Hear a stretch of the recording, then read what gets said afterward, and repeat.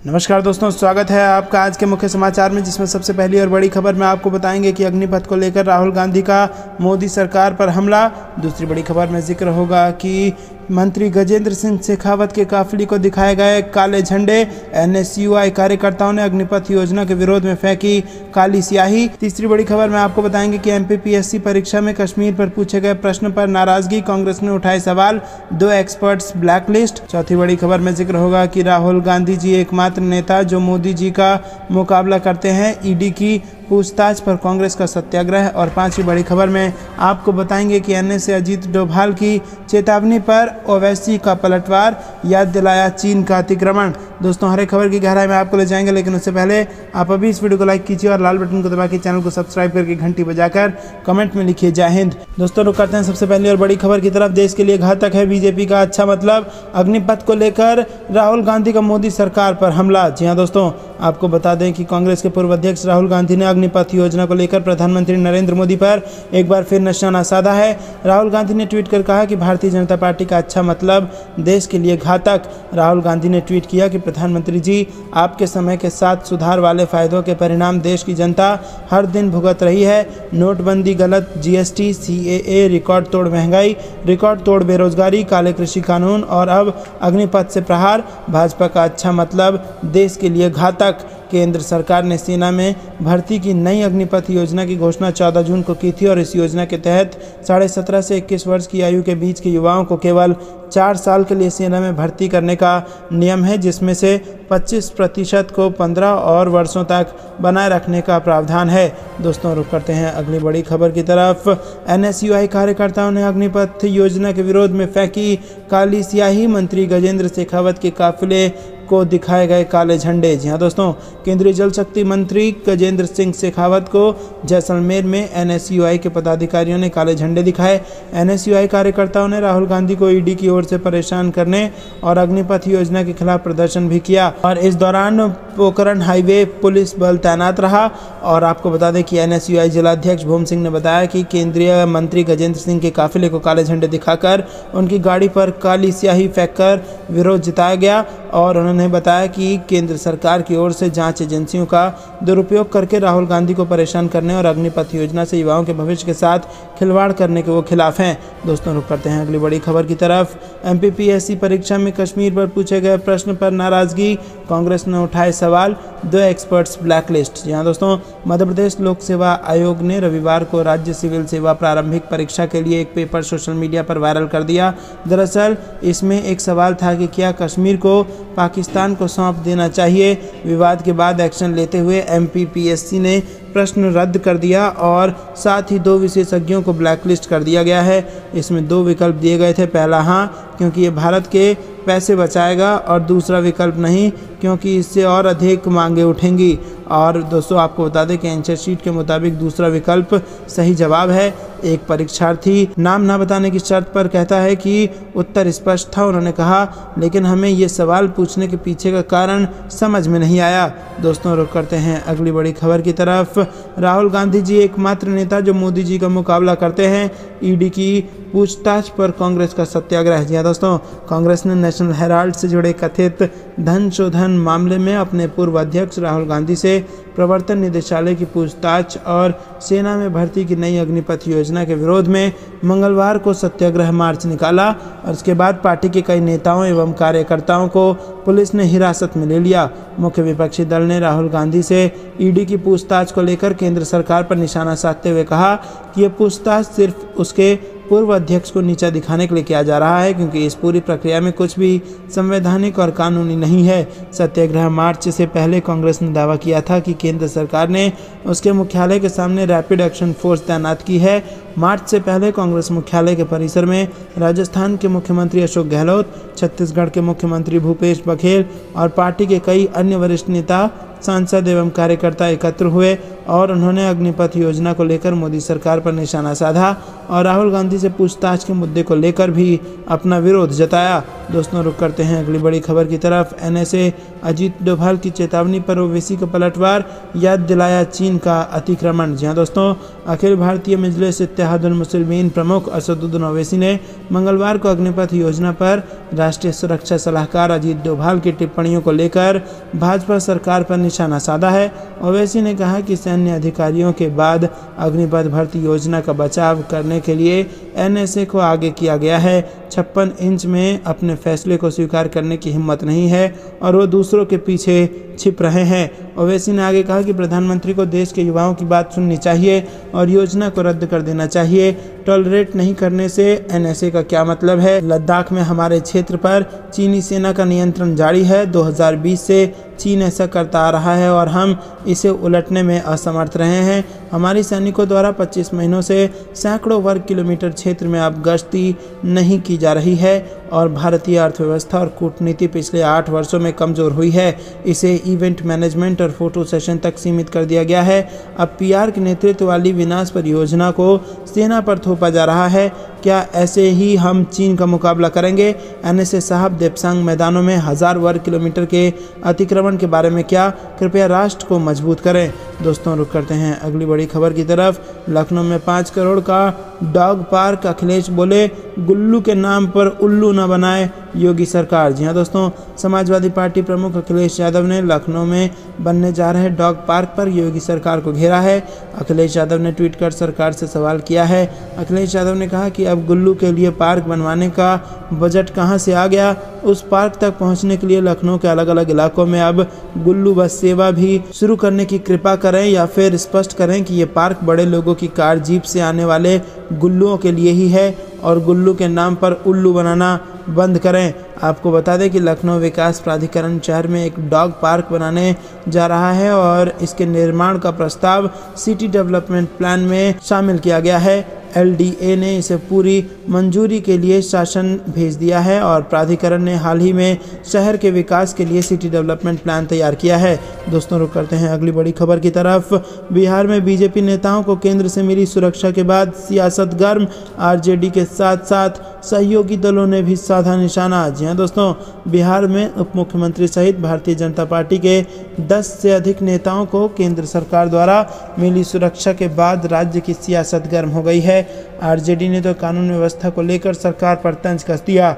RJD के राष्ट्रीय उपाध्यक्ष शिवानंद तिवारी ने उप मुख्यमंत्री सहित कई बीजेपी नेताओं की सुरक्षा केंद्रीय बल को देने पर तंज कसते हुए सवाल किया है कि मुख्यमंत्री नीतीश कुमार की सरकार कानून व्यवस्था नहीं संभाल पा रही है।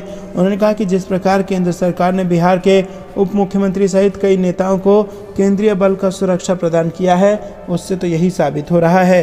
बिहार के उप मुख्यमंत्री को केंद्रीय बल की सुरक्षा दिए जाने के बाद उन्होंने कहा कि क्या इनको भी अपनी सुरक्षा के लिए अपनी ही सरकार पर एतबार नहीं रह गया?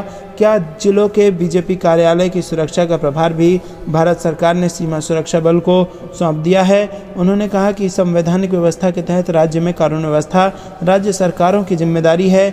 ऐसी हालत में प्रश्न है कि केंद्रीय बलों की प्रतिनियुक्ति के पूर्व क्या केंद्र सरकार ने बिहार सरकार की सहमति ली थी? दोस्तों, रुक करते हैं अगली बड़ी खबर की तरफ। वसुंधरा राजे की नाराजगी बीजेपी को पड़ सकती है भारी, गुटबाजी से पार पाना आलाकमान के सामने बड़ी चुनौती। जी हाँ दोस्तों, राजस्थान में राज्यसभा चुनाव में हुए नुकसान और पार्टी की राज्य इकाई में गुटबाजी बीजेपी आलाकमान के लिए 2023 की चिंता बनी हुई है। राजस्थान में अगले साल विधानसभा चुनाव से पहले गुटों में बटी बीजेपी के लिए गहलोत सरकार के खिलाफ एंटी इनकम्बेंसी का माहौल तैयार करना आसान नहीं होगा। देश की सियासत के चुनावी परिणामों में हैरान करने वाली बीजेपी के लिए राजस्थान का रास्ता अभी भी कांटों भरा है। राजस्थान चुनाव में हुए नुकसान और पार्टी की राज्य इकाई में गुटबाजी बीजेपी आलाकमान के लिए 2023 की चिंता बनी हुई है।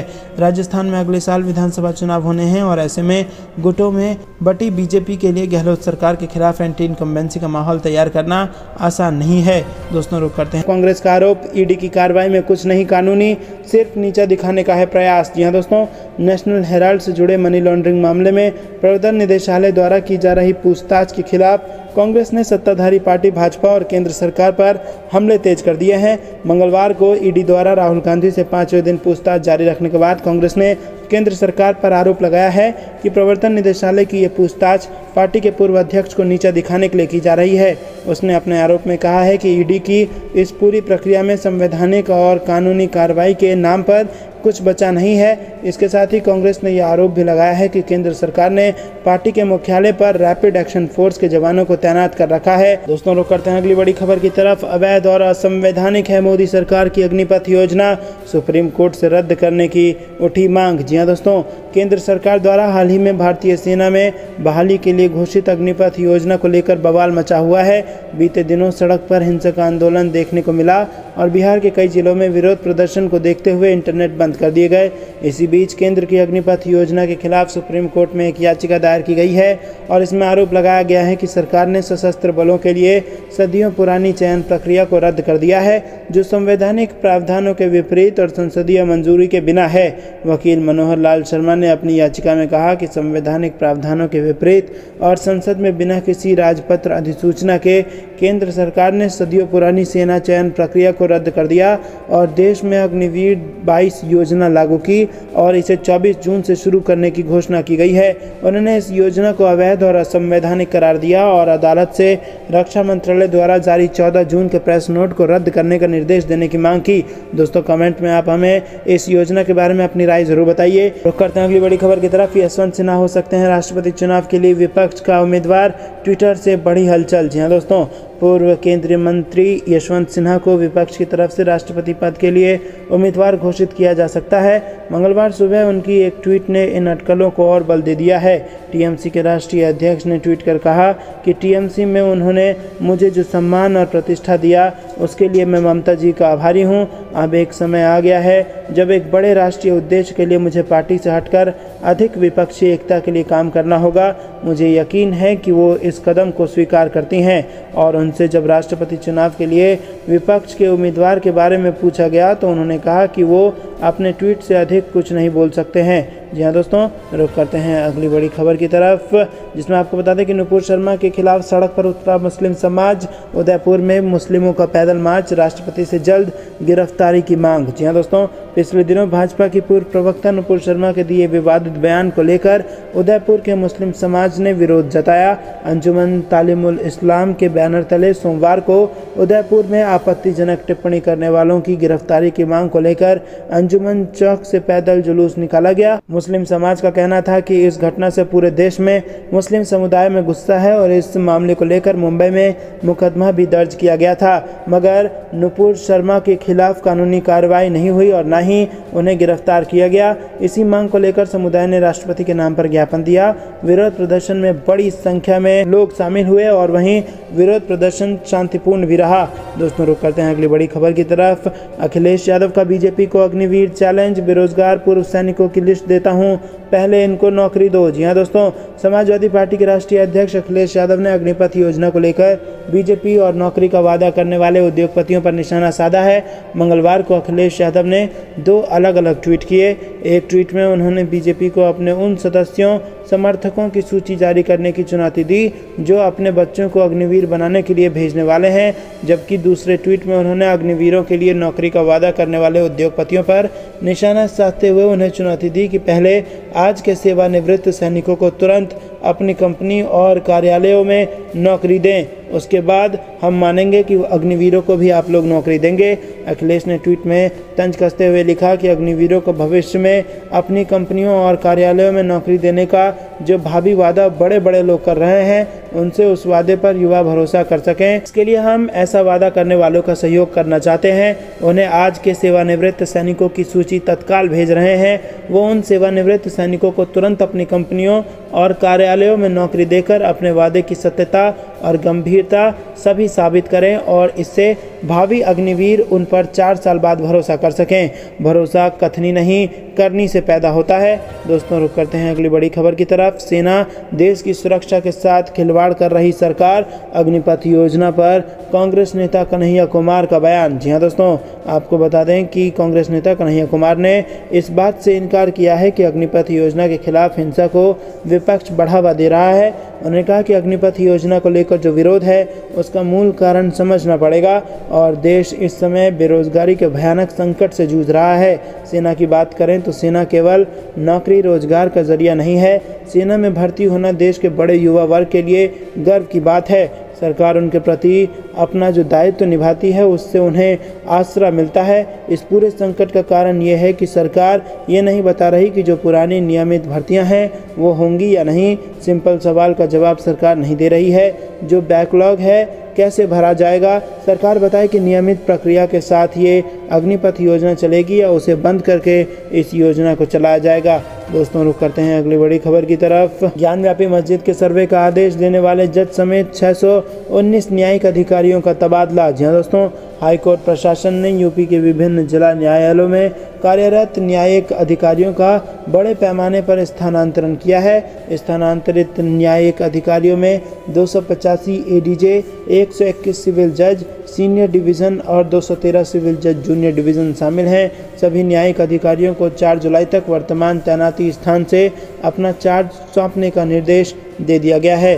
दोस्तों रुक करते हैं अगली बड़ी खबर की तरफ। यात्रीगण कृपया ध्यान दें, नहीं चलेगी कोई ट्रेन। यात्रा से पहले देखें पूरी लिस्ट। जी हाँ दोस्तों, यहाँ पर अगर आप ट्रेन का सफ़र करने जा रहे हैं तो पहले पूरी जानकारी ले लीजिए, नहीं तो आपकी परेशानी का सामना आपको करना पड़ सकता है। दरअसल अग्निपथ योजना के विरोध में बेपटरी हुई रेल व्यवस्था अभी भी पटरी पर नहीं लौट सकी है। ऐसे में लगातार तीसरे दिन कई ट्रेनें कैंसिल हैं। बिना जानकारी सफ़र पर निकले यात्रियों को परेशानी उठानी पड़ रही है और अधिकारियों के मुताबिक युवाओं के उपद्रव के कारण बिहार रूट की कई ट्रेनें कैंसिल की गई थी और ऐसे में व्यवस्था को वापस पटरी पे आने पर थोड़ा समय लगेगा।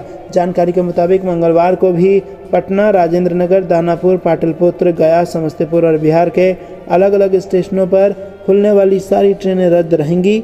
अधिकारियों ने बताया कि समस्तीपुर डिवीज़न से चलने वाली 17 एक्सप्रेस और 86 पैसेंजर ट्रेनें कैंसिल हैं।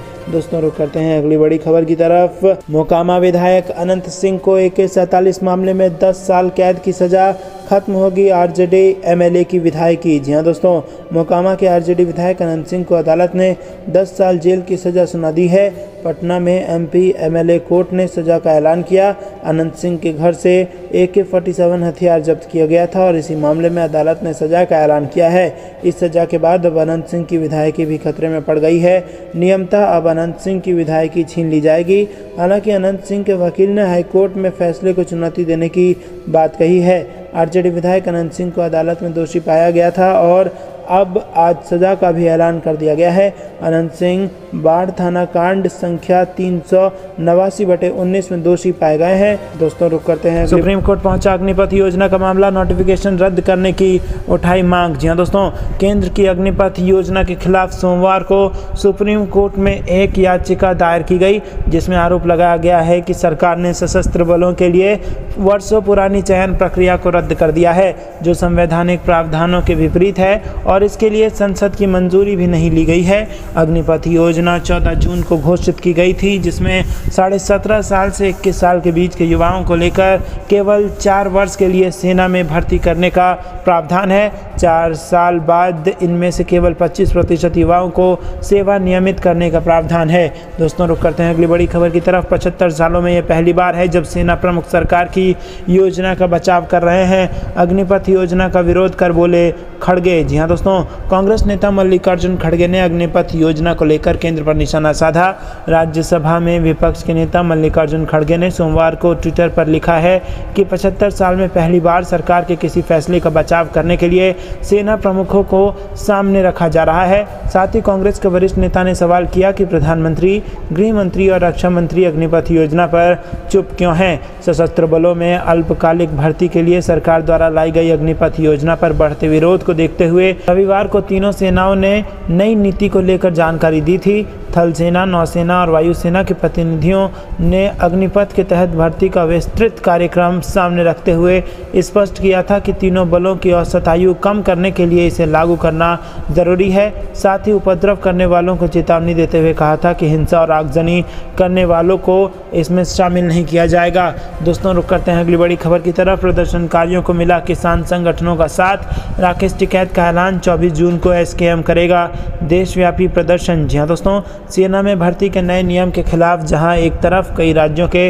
युवा सड़कों पर प्रदर्शन कर अपना विरोध जाहिर कर रहे हैं, तो वहीं दूसरी तरफ अब इन युवाओं को किसान संगठनों का भी साथ मिल गया है। संयुक्त किसान मोर्चा ने 24 जून को देशव्यापी विरोध प्रदर्शन का ऐलान किया है और इस प्रदर्शन का ऐलान करने वाले किसान नेता राकेश टिकैत ने ट्वीट करते हुए कहा कि 24 जून को अग्निपथ स्कीम के खिलाफ देश भर में जिला तहसील मुख्यालयों पर विरोध प्रदर्शन होगा। उन्होंने कहा कि विरोध प्रदर्शन का निर्णय करनाल में एसकेएम की समन्वय समिति की बैठक के दौरान लिया गया। टिकैत ने शुक्रवार को प्रदर्शन के लिए युवाओं, नागरिक संस्थाओं और राजनीतिक दलों के समर्थन का आग्रह किया है। तो दोस्तों, ये थी दिन भर कुछ बेहतरीन और बड़ी खबरें। तक बने रहने के लिए बहुत बहुत धन्यवाद। देख रहे थे आपका अपना चैनल। जय हिंद, जय भारत।